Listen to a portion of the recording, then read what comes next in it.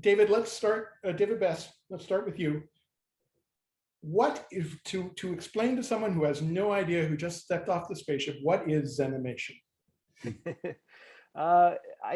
If you look at the little, there's a little tagline or motto kind of underneath the opening title credit that says, refresh your senses with a moment of mindfulness. So the idea is using clips from the legacy of Disney animated films is to kind of give the viewer a 5 to 8 minute kind of just an experience where they can just kind of relax, kind of experience a moment of mindfulness through the characters in the particular clip.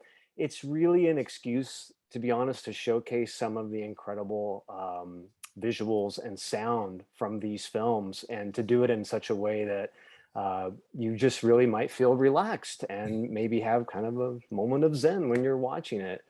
It really is wonderful. And to give more of a technical explanation of what it is, you've basically taken these scenes from these classic Disney films and sort of filtered out the music and the dialogue to just hear the presence and hear the sounds of these wonderful locations and what the characters are doing, and just to create this moment of calm by just sort of, you know, bringing it down to its simplest form, where you're there with them. That's right. That's right.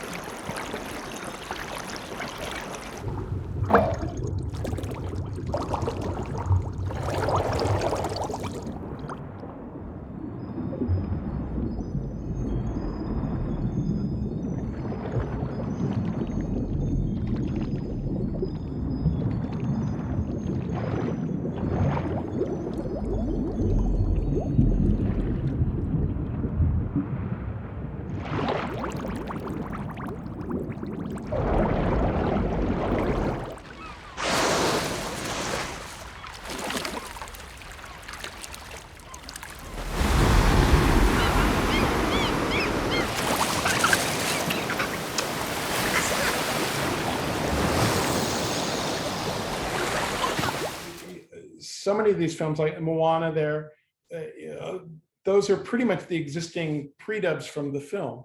But from a film like Fantasia, with some of the clips with the fish there, you had to basically create these ambiances and these backgrounds from scratch, pretty much. Is that who wants to jump in and talk about that a little? Yeah, that's correct.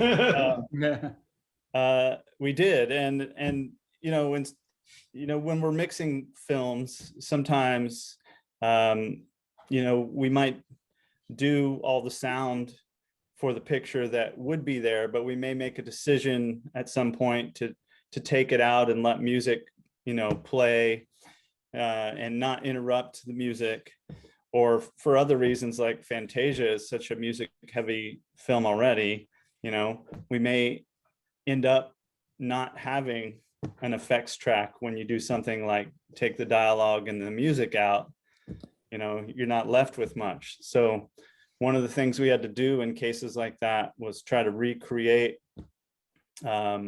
something of the era, or something of the time. And one of the things we used to do that was the Jimmy McDonald sound library, which has recently been kind of restored and made digital at Disney Animation. And so that was instrumental in helping us kind of, create new sounds for an old film, but not stick out like we were too, modern. That's also something Mr. Fleur was able to help with in the mixing. David. Yeah, I think we, in several of our many meetings and creative discussions, which was also half the fun of this, of, kind of coming up with the creative group approach.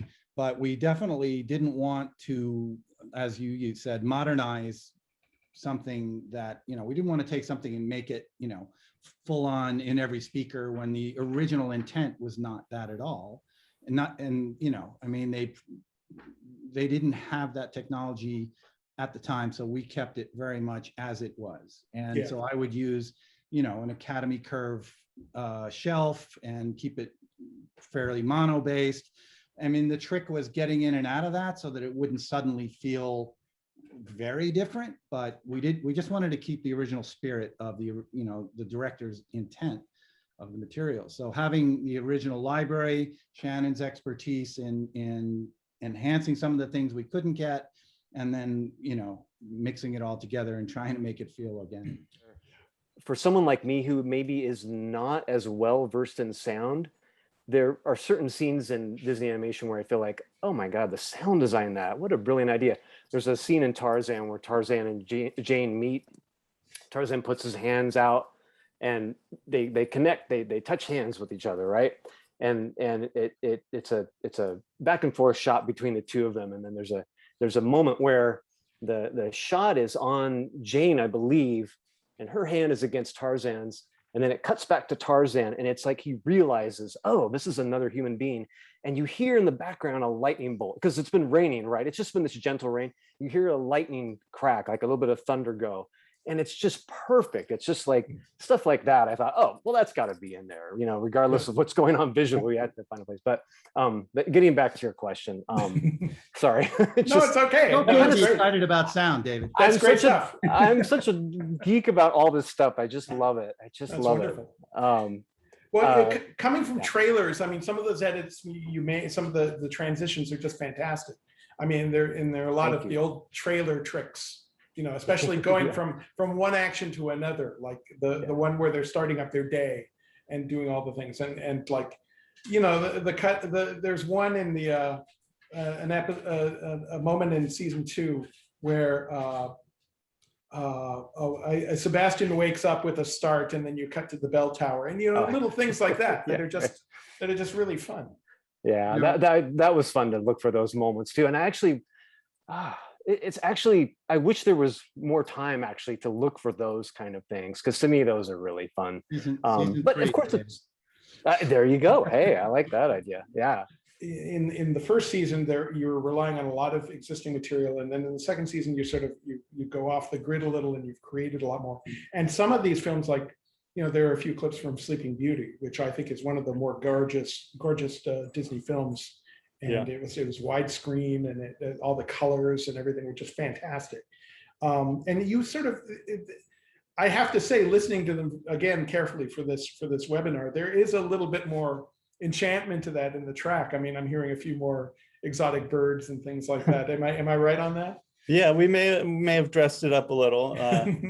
And another thing that we tried to do, speaking to that, was for backgrounds. For some of the older stuff, we tried to add a few backgrounds to help it blend more seamlessly when you're transitioning to go from one to another.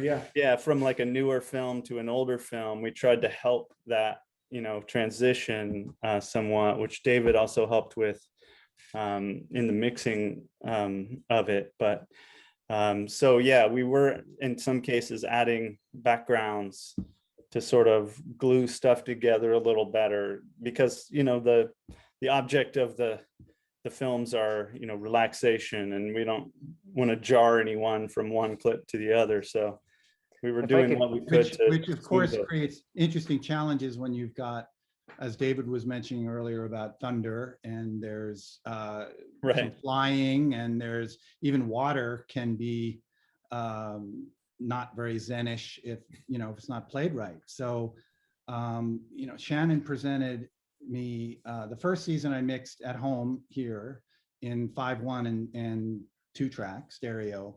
And then the second season, we were finally able to go recently back to the lot. So we did home Atmos 7.1, 5.1 in stereo. But working from home is, I don't normally mix with headphones, you know, theatrically it's, you know, but I found myself needing to do that. And, you know, because that's where a lot of our audience was, especially the first season. And so transitions and keeping things, even the ding that's at the front and the back of every episode, which is the kind of announcement of setting the tone, you know, it's a bright bell.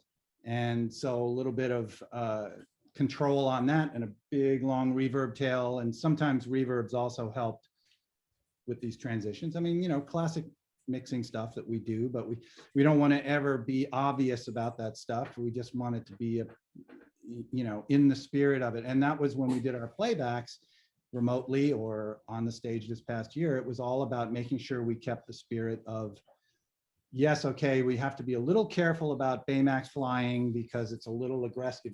It could be too aggressive, and we would just come up with ways to dial it back or smooth it over, EQ, stuff like that, just to keep it in the spirit.